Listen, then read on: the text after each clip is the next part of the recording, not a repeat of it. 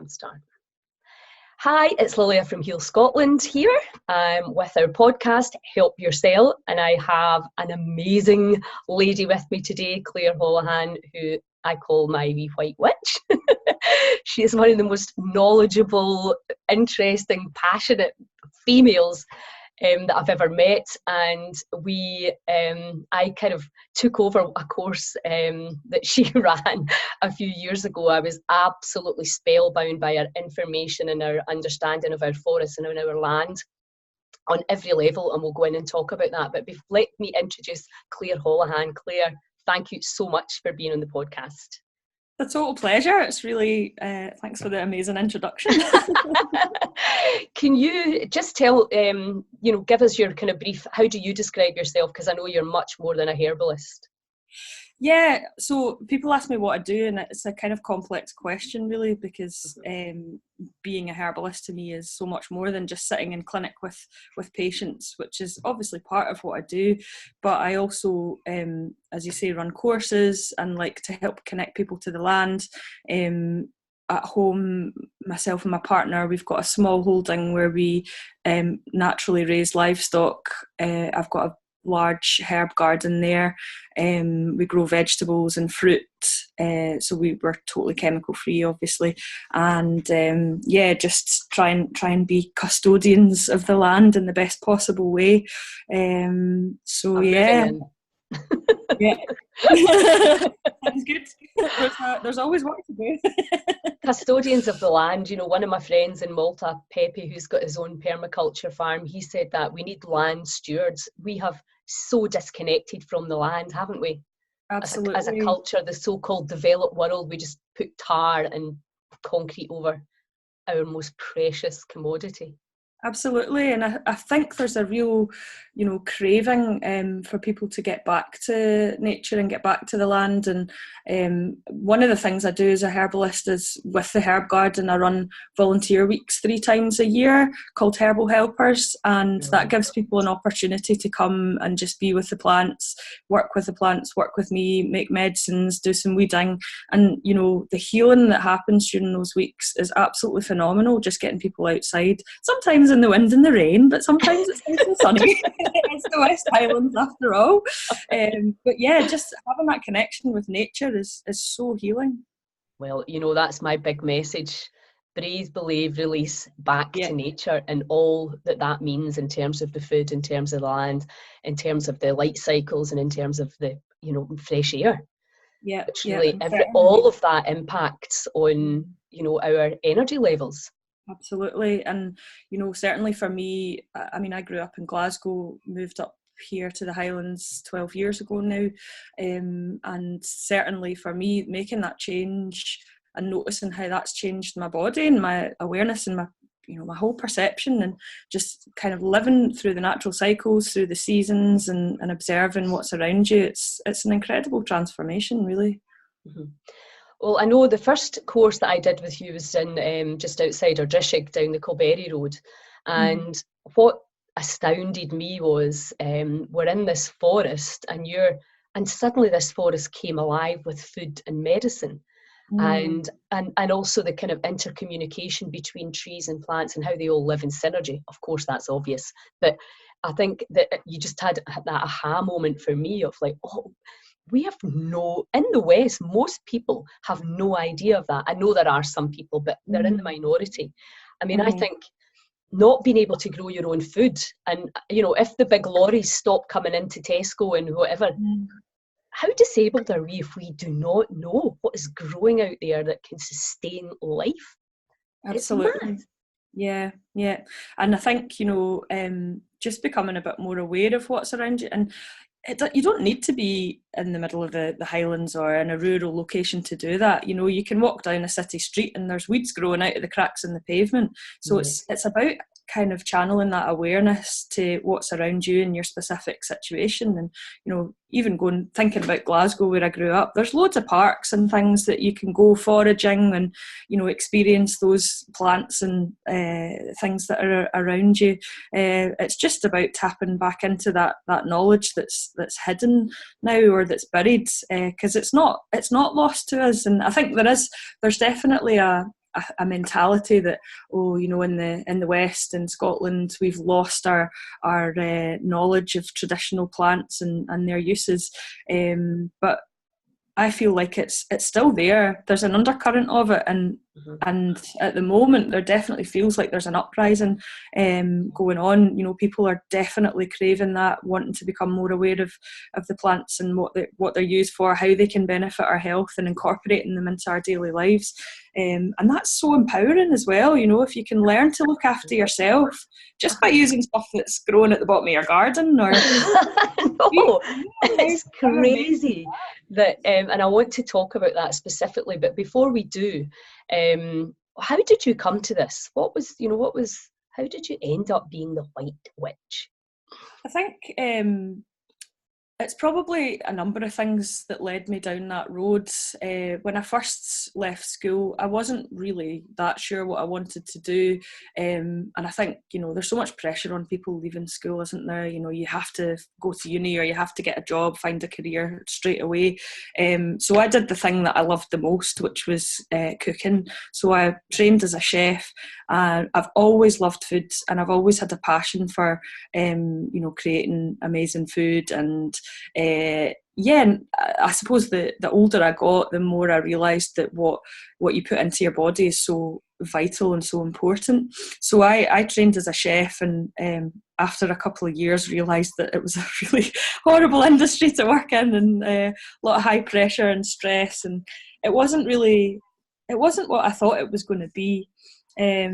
And I also realised that there was a lot of food waste that went on. I was really horrified by the amount of food that was thrown away, and just how there was no real kind of attention to the quality, or, you know, where that food came from. And I think as a teenager, I was, you know, quite aware of, I started getting interested in the ethics behind food production and the politics of that, and how that affects our health. So going into an environment like that was quite a big shock to me. So after I decided that wasn't for me, there was a few things really down the line that kind of, when I think back on it, pointed me in that direction. I did a bit of travelling, and kind of really learned firsthand how herbs can help, how herbs are used in other cultures, in Indigenous cultures, as a kind of primary healthcare. You know, people, especially, well, outside of the Western world, they don't just run straight to the doctor, because they don't have a healthcare system like we're lucky enough to have in the UK. So people, before they start seeking professional medical help, will often just use what's grown in their garden, or use what their you know, elder family member has taught them to use for certain problems. And I remember when I was travelling in Mexico, I stayed with a couple, and I had got this really horrible upset stomach, and the guy that I was staying with just went out into the garden and picked all these plants and stuck them in a cup of tea for me, and like totally sorted out this, you know, gut thing that was going on. And I was just like, oh my goodness, that's amazing. You see, like, all these herbs that I've been putting into, you know, salads and stews and soups, and they actually have like a physical action in the body. It blew my mind, because I'd never really thought about it in that way before. And also another major thing that happened was my mum, she struggled with her health, probably kind of for it's an ongoing thing, isn't it? You know, we've all got our weaknesses, and we've all got our challenges with our health, but she struggled with her health while I was kind of in my late teens. That was the start of it. And she actually went to the student clinic at the Scottish School of Herbal Medicine, where I ended up training. So I saw firsthand how herbs can benefit. Saw what a difference it made to her health, and as part of a kind of wider treatment strategy, what a transformation that made for her. So I think those were big turning points for me. But I will say that actually what happened was, one day I woke up and I went, I need to study herbal medicine. And it was just literally like that. And I don't know where it came from, but we do have a saying, you know, people that work with plants quite often will tell you that the plants will just call you, and nature will just call to you, and if you get that call, and you just have to answer. So yeah, literally that was what it was. And when I think logically about it, there's all these wee things that point me in that direction. Yeah, you were getting, and actually even the whole chef background thing was a really good understanding as well, isn't it? Totally. And I love making things. I love making things from scratch, and I think that's what's led to my desire to make a lot of the herbal medicines that I use myself, instead of just kind of buying a lot of them from suppliers. I do some of that as well, but I definitely need to have that connection with the plants and with the earth, and I like to be able to grow things or wild craft them, and I need that connection with the earth, for my own personal professional development. So yeah, I know, it's so exciting. Now, before we actually start talking about, well, the Heal Scotland cookbook, or whatever we're going to call it, and also that we'll talk about a few individual plants that you really inspired me about.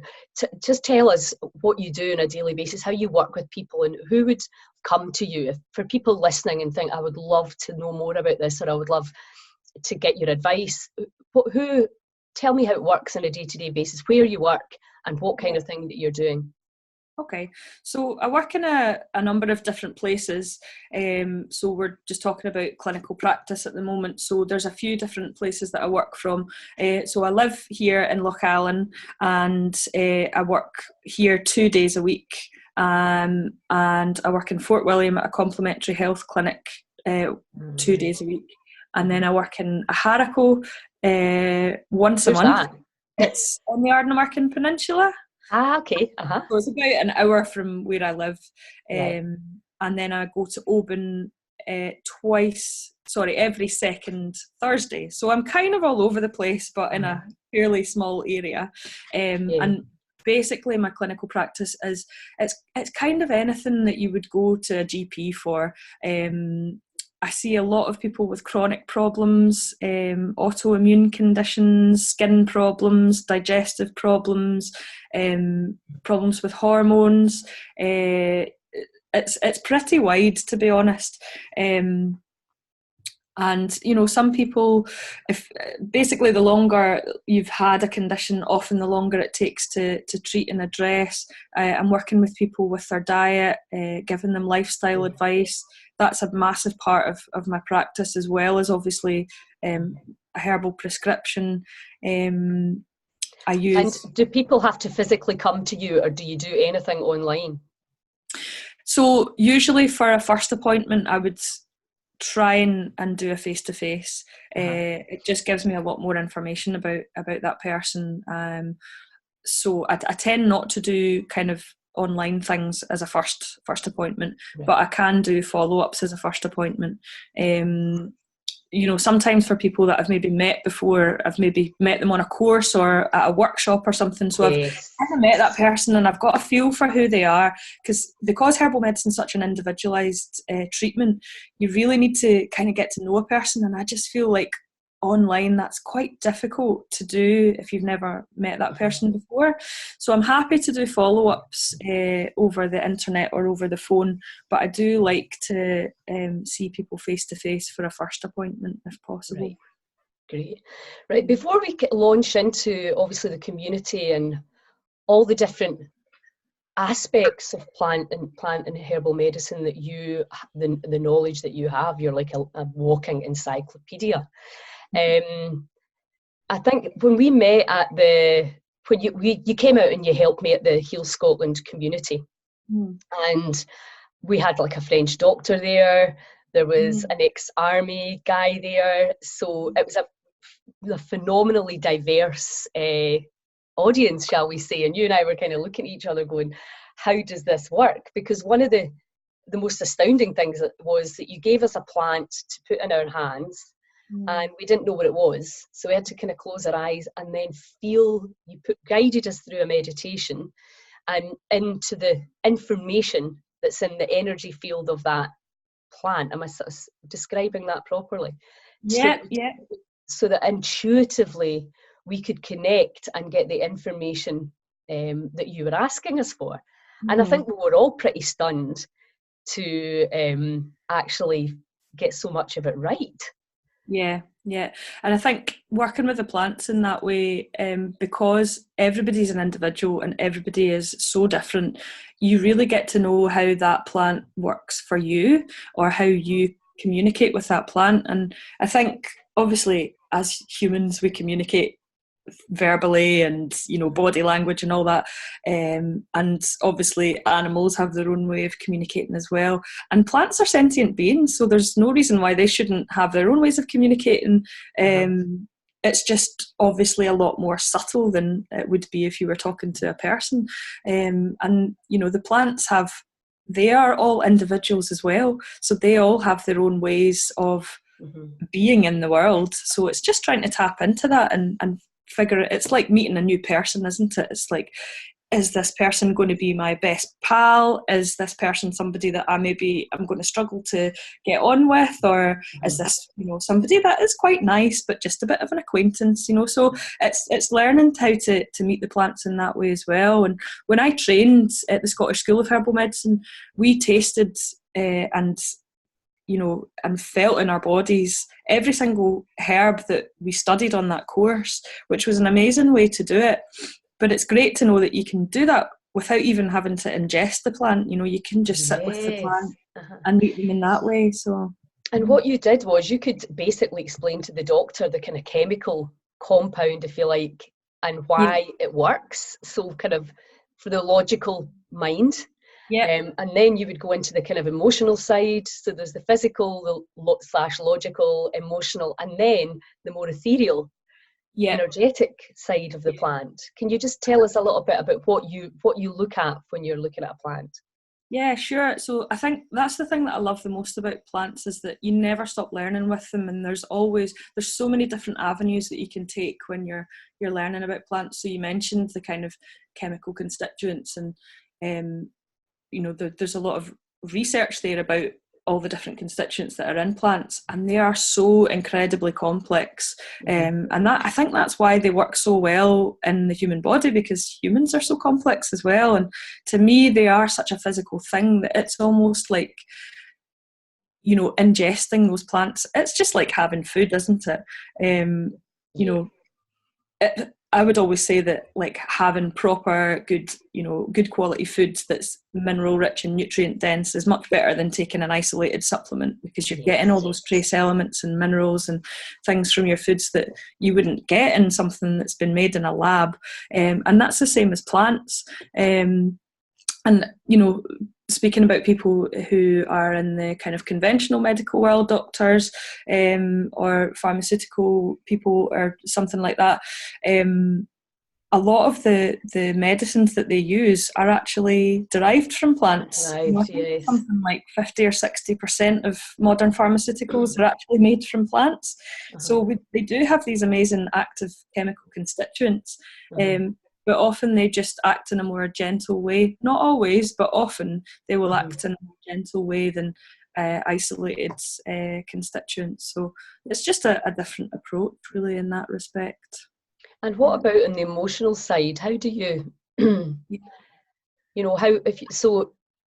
if somebody comes to you and you feel, because I know you do a lot of work intuitively because you're so experienced with this, you feel that it's emotionally based. Do you use Bach flower remedies? I do use flower remedies, and they can be very helpful for sorting out stuck emotional conditions.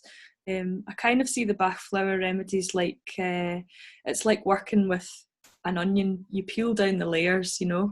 So you might have these kind of layers of emotion. So you have what's out there on the surface, and you can find specific remedies for that. And once you start to peel back the layers, it's like, what's going on underneath? And that's quite different to, you know, what was happening before. And it's like getting down to the core essence of what's going on with that person. And I think by using the plants, you know, you can really get to know people in great depth as well. And, you know, that's really the key to understanding our own individual emotions, isn't it? It's understanding that depth that each person has, and what kind of states that person is prone to. So, yeah. Yeah, fantastic. It's so interesting. Right. So, you run the courses, and I know that you have a course in your head, and you're going to be working with an illustrator, and you're going to have an online course, because I feel, I mean, I really want to get a lot of the knowledge that you have, to be able to look outside and see the medicines and go into the forest. It just brings everything alive. I mean, it's almost like childlike. So you can pass that on, and you're really got quite a unique way. Do you want to just talk a little bit about what the idea that's in your head and what you're planning for? Yes. So it's an idea that's kind of been brewing for quite a while. It's just, often with good ideas, you just have to find the right structure for them.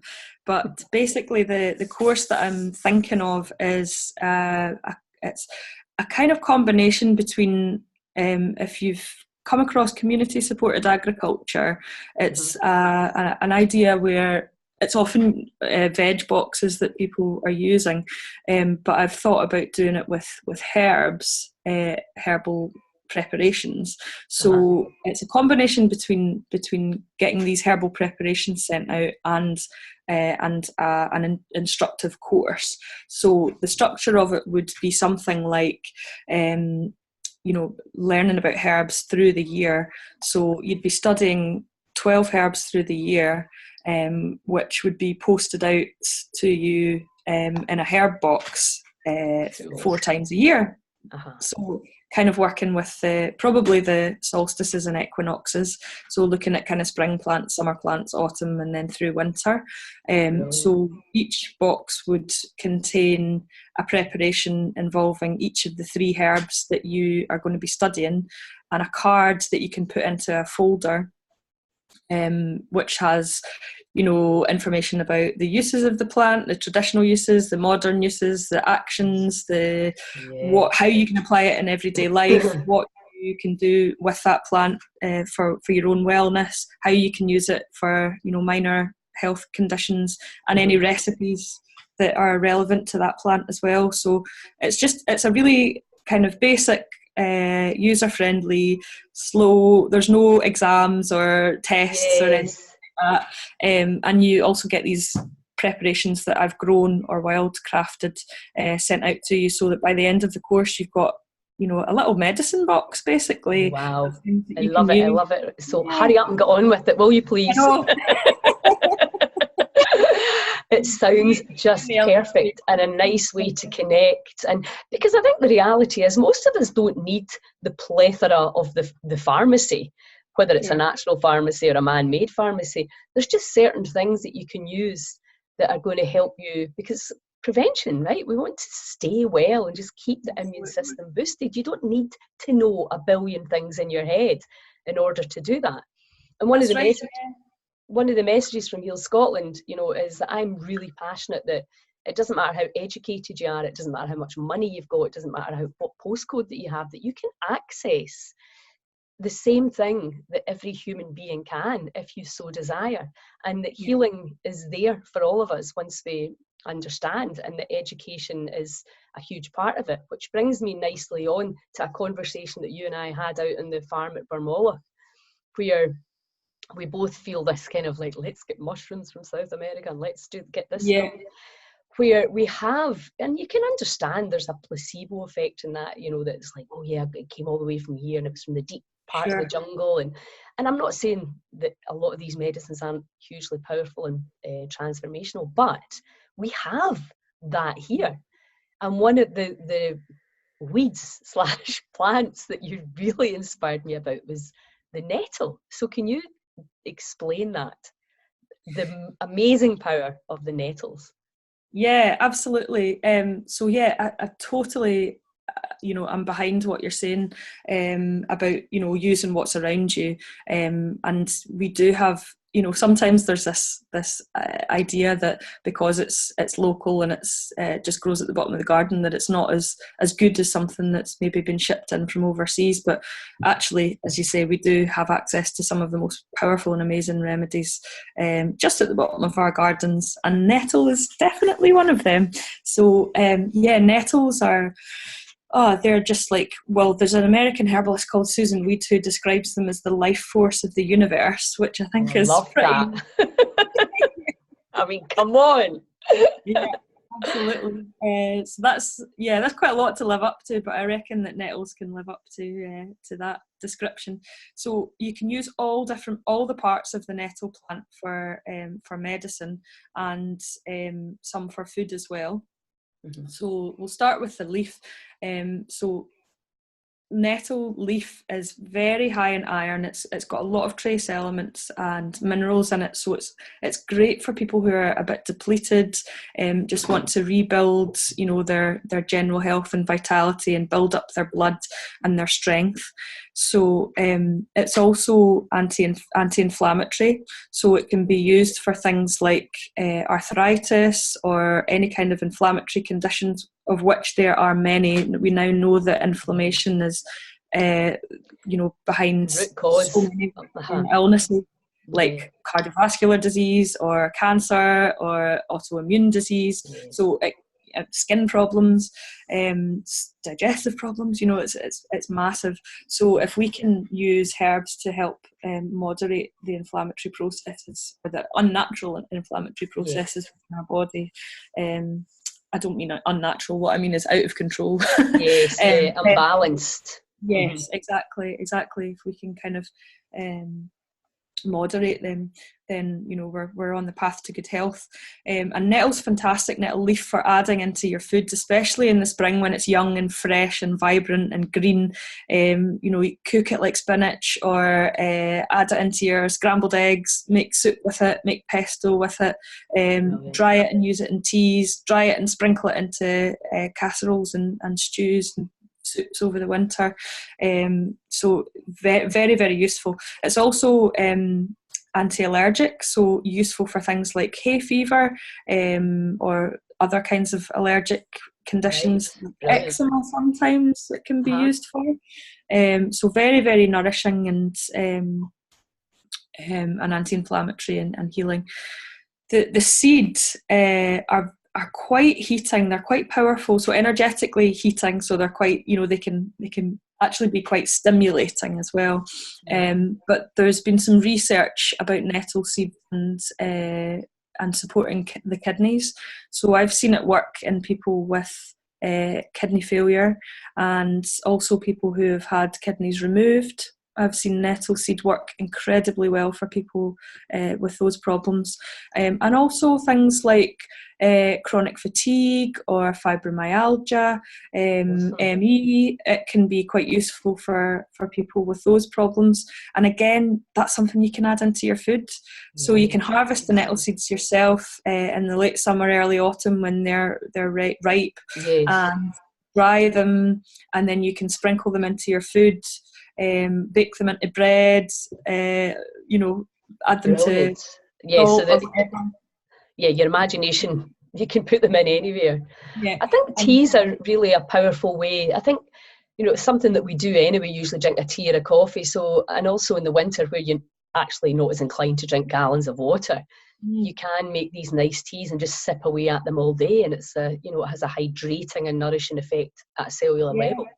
absolutely. And actually, for our digestion, drinking lots of cold water isn't a great idea, because No. a lot of there's a theory that your stomach is a kind of seat of fire in the body, if you're thinking elementally or energetically, and putting loads of cold water onto that digestive fire is not a great idea. So having your water a bit warmer, or having a herbal tea where you can kind of increase the health benefits of the water by adding herbs to it, is a great idea. So yeah, dry your nettle leaf or use it fresh and make a herbal tea with it.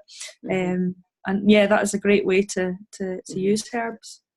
Great. Well, that kind of brings us nicely to a lovely little project that you and I and Ailey and Jane Wright are working on, which is well, I don't know what we're going to call it yet, but it's going to be something that a cookbook of sorts in terms of utilising the amazing indigenous plants and herbs and foods that we have in Scotland. Because I think we see Scotland the same way. It's this massively powerful bit of land that, compared to a lot of places in the Western world, is relatively, we still have huge undisturbed areas. So we have this natural spa where people can really connect, and to bring some of the plants and the medicines and the foods that we can find here naturally into a book that can inspire people to see Scotland in a completely different way.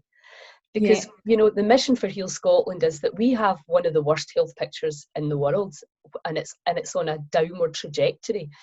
And the mission is, the movement is to change the trajectory to the upward, you know, and how quickly we can turn our health picture around is really up to everybody that's listening to the podcast and that's willing to change their perception of our country and our land and our plants and our birthright, really.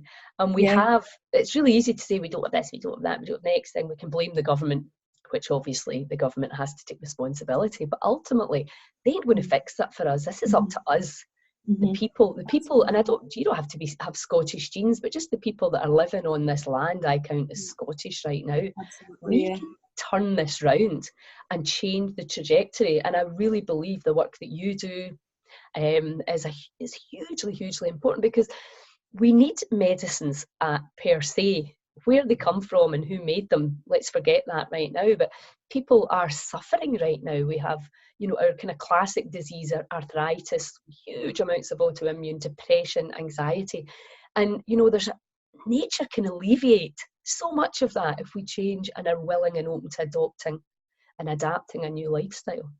Absolutely, yeah. No, I wholeheartedly agree. And I mean, there's the work that we're all doing as kind of educators and practitioners and things is really important, but as you say, it's, you know, it is down to the individual to kind of make those changes as well. And it's all about that journey, really, isn't it? And it's got to be inspirational. And, you know, when I was in that forest with you and I sort of commandeered all your time asking all these questions, I felt like a kid in an enchanted forest. I was like, oh my God, all this, tell me about that. This is for arthritis, you can put this in your bath. And I'm like, why did I never know this? You know, I just think, and I think the whole Heal Scotland movement, it has to have life behind it, youth, excitement. You know, if it's just like, well, stop eating and stop drinking and stop going to the pub, and who wants to engage in that? Not me. You know, we need to stop taking it all so seriously, and we need to start understanding we're living on this magical creative playground. And in Scotland we have all the waters. I mean, I've got the canal up there, I've got the river up the back of Ardrishick, I've got the sea, you know, and I've also got running water. I can have a shower anytime I want, or get in an ice bath. You know, that's just on your doorstep. Most people in Scotland won't have to walk very far to access a natural water source. And the power in water. And so maybe you could talk about that, because I've been doing a lot of research on the power of water, with rivers, seas, drinking water, information in water. So what would you, tea really, that's what that is, isn't it? It's putting different information. So give me your kind of overview on that. So obviously, you know, making herbal preparations, you're often adding water to them. So, and you know, we all know how important it is to be properly hydrated. So yes, you can add herbs into that water and add them into your body for, you know, beneficial health value. And you know, getting in the water, it's so cleansing. Water as an element is it's very, well, if we think about the four elements, water is probably the most kind of emotional out of all of the elements. And I think recently there's been a lot of interest in using kind of cold water therapy for anxiety and depression and emotional and spiritual unrest. So it's really interesting that, you know, that traditional association with water governing the emotions and you know, is now kind of been proved by modern science. As we quite often find with traditional but yeah, it's so key to health, isn't it? Water. Absolutely. And you know, again, everything that we are promoting through Heal Scotland is free or a spend shift. So when it comes to nutrition, people buy food. We're just saying, you know, because there's also a belief that healthy food's expensive, and Yeah. depending on how you look at that and depending on how much work you're willing to put into it, that may or may not be true. So we really, this movement has to be accessible to all, and we really have to help each other. It is we are a collective community, and we know from Lynn McTaggart's research that community and altruism heals, and I think gardening's such a powerful tool, and we know putting our hands into the soil is healing, being outside is healing, working as a team, seeing things growing, these very, very simple things that perhaps I've got lost to so many people because we're busy, we're trying to pay bills and all that. So we're just saying, actually, let's just strip it right back down to the basics.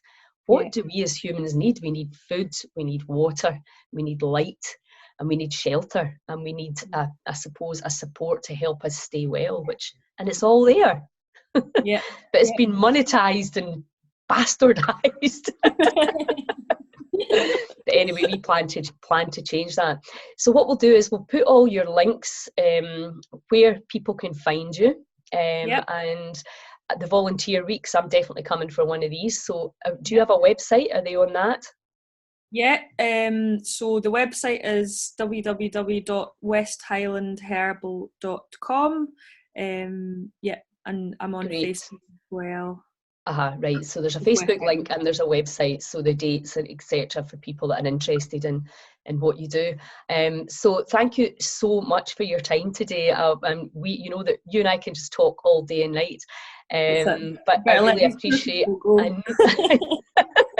because we're both so passionate about this, just the land and the power. And the transformational, the potential that's there. It's just exciting other people about it. It's so cool. So I really appreciate your time, and have a wonderful weekend, and I will chat to you very soon. You're very welcome. It was lovely to chat. Yeah, thanks very much.